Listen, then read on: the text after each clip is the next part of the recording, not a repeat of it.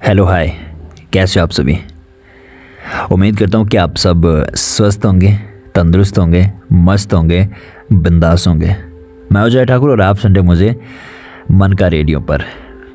एक कहानी जो आपको मजबूत बना सकती है, जो आपको जीना सिखा सकती है। ये कहानी मूल रूप से इंग्लिश में लिखी गई थी, मगर हमने इसका हिंदी में अनुवाद किया है। कितना बड़ा कलेजा होता होगा एक फौजी के माता पिता का, एक फौजी की पत्नी का। ध्यान से सुनिएगा। 4 साल पहले मयंक मेरे जीवन में सुबह की पहली किरण की तरह आए। वो मेरी एक सहकर्मी के फौजी कज़न थे और पहली ही मुलाकात में उन्होंने मुझसे कहा, एक दिन तुम श्रीमती बिश्नोई बनोगी। मैंने बात हंसी में टाल दी, पर मयंक सीरियस थे। उसके बाद जब भी मिलते वो मुझे श्रीमती वैष्णो ही बुलाते थे। मैं हालांकि यही कहती तुम पागल हो, पर मैं उसकी तरफ खींची चली जा रही थी। हम रोज़ाना रात भर फ़ोन पे बातें करते थे। मयंक उन दिनों इन्फेंट्री में कैप्टन थे और देहरादून में पोस्टेड थे। मैं दिल्ली में थी। वो हर शनिवार मुझसे मिलने दिल्ली आता। सिर्फ 2 घंटे की मुलाकात के लिए 10 घंटे ड्राइव करता। मयंक के साथ रहना किसी आनंद से कम नहीं था। कभी अचानक मेरे बर्थडे पे सरप्राइज़ देना, तो कभी अचानक चल नेपाल चलते हैं। He was the king of grand gesture. पर मयंक के साथ जुड़े रहना इतना आसान भी नहीं था। ऐसी ऐसी जगह ड्यूटी लग जाती जहाँ नेटवर्क ना होता। नेटवर्क छोड़ो, महीनों मुलाकात तो क्या, बात तक नहीं हो पाती थी। एक दिन मैंने उसे सरप्राइज़ दिया। उससे मिले 2 महीने हो चुके थे। उस दिन उसका बर्थडे भी था। मुझे देखते ही उसने गले लगा लिया। बोला, तुम्हें देख लिया तो मेरा बर्थडे बन गया। और फिर मेरे बर्थडे वाले दिन उसने सभी फ्रेंड्स और फैमिली के सामने घुटनों पे बैठ के मुझे प्रपोज किया।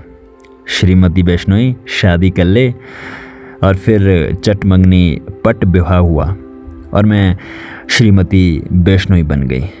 मुझे याद है पंडित जी विवाह के मंत्र पढ़ रहे थे और हम फेरे ले रहे थे।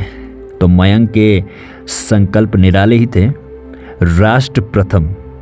एक समय ऐसा भी आ सकता है जब शायद मैं लौट के ना आऊँ या तिरंगे में लिपट के आऊँ। तुम एक फौजी की पत्नी हो, ये हमेशा याद रखना। जब वो ऐसी बातें करता मैं परेशान हो जाती। मुझे पता था मैंने किस दुनिया में कदम रखा है। मयंक के साथ जीवन बेहद ही आनंददायक था। मैं उसके साथ उसकी पोस्टिंग पे गई। हमने अपनी छोटी सी गृहस्थी बसाई। 1 साल बाद वो मेजर बन गए और उनकी पोस्टिंग कश्मीर में शोपियां में हो गई। ये आतंक का गढ़ था। मैं हमेशा परेशान रहती, न्यूज़ से तो हमेशा दूर ही रहती। मयंक मेरा ध्यान रखते, मौका निकाल के बर्थडेज और एनिवर्सरी पे कभी आ जाते थे।